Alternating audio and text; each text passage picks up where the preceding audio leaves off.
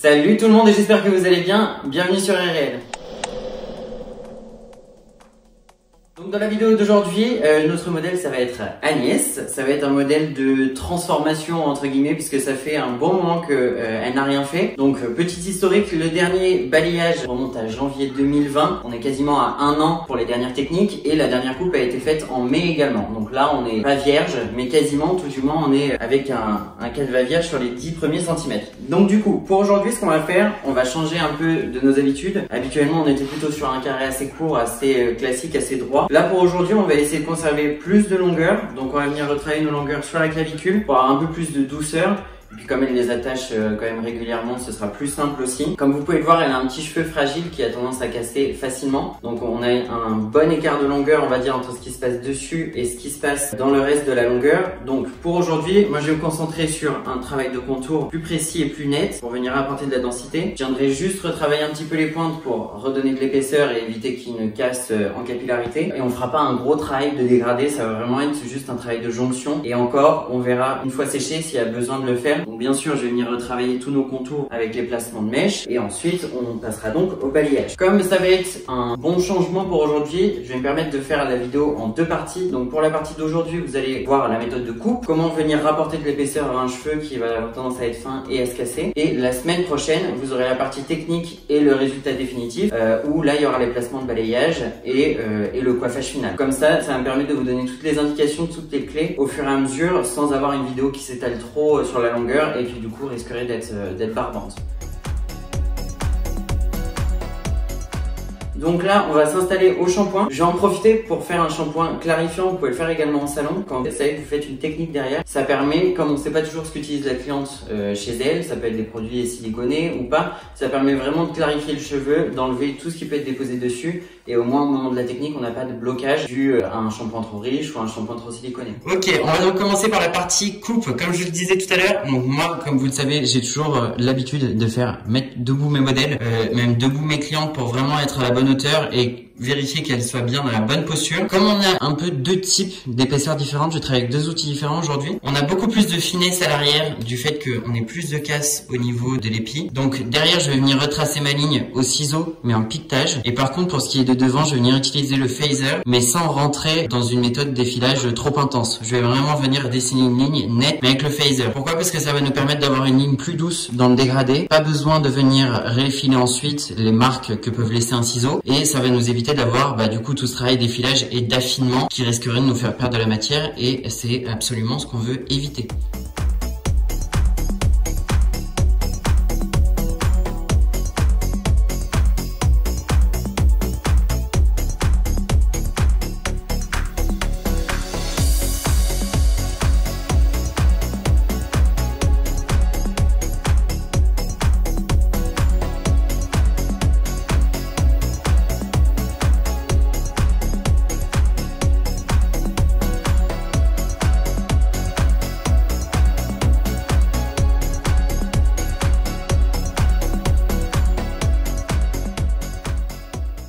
Donc là, mon phaser, je vais vraiment venir l'utiliser comme si c'était un ciseau.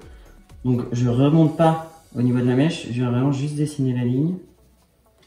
Et ça va nous permettre d'avoir quelque chose de plus léger, de plus doux sur la pointe, mais sans perte de matière.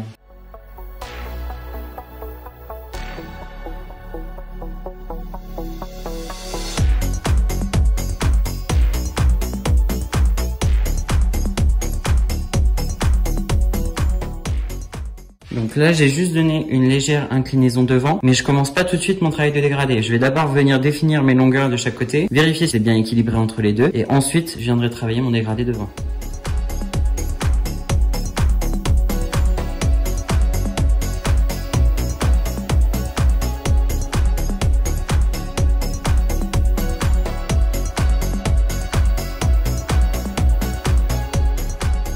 Donc là, je vais venir travailler le dégradé de devant. Comme vous pouvez le voir, je suis pas allé le chercher trop loin. Pourquoi? Parce que, alors certes, ça pourrait nous permettre d'avoir plus d'épaisseur au niveau du front. Le problème, c'est que plus on va aller chercher loin et plus on va retirer de matière sur les côtés. Donc du coup, on va venir prendre notre longueur de repère. Donc comme on a un cheveu souple, on fait attention puisque forcément il va remonter. Relève un peu la tête. Fais attention que cette cliente ait la tête bien droite parce que si elle a la tête qui penche par exemple en avant quand elle va relever sa tête, ça va être plus court que ce qu'on avait prévu au départ. Donc là, je vais me baser sur le menton. Et si besoin, sur le cheveu sec, je viendrai remonter la coupe une fois que je verrai le cheveu dans son état définitif. Et ensuite, on va juste venir joindre le point court avec le point long des côtés.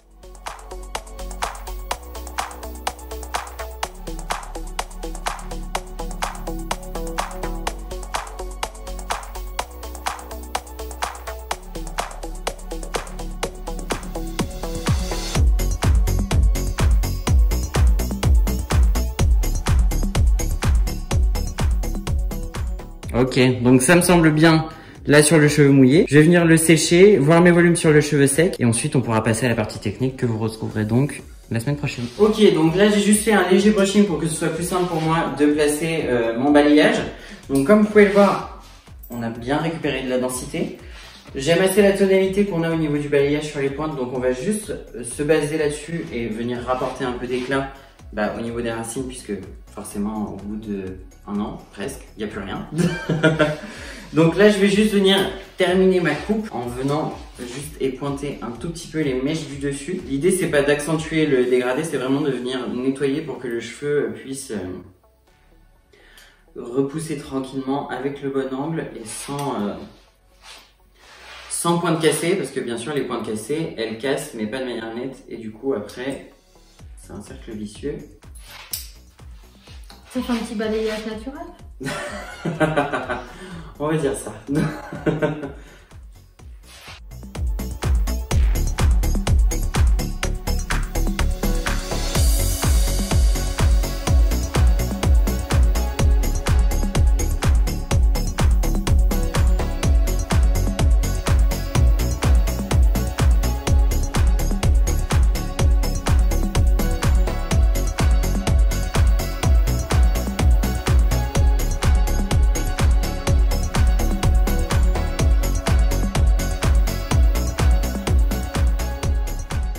Ok, la vidéo d'aujourd'hui est donc terminée, c'est fini pour la partie coupe. Je vous laisse activer les notifications, liker, commenter, partager comme vous savez si bien le faire.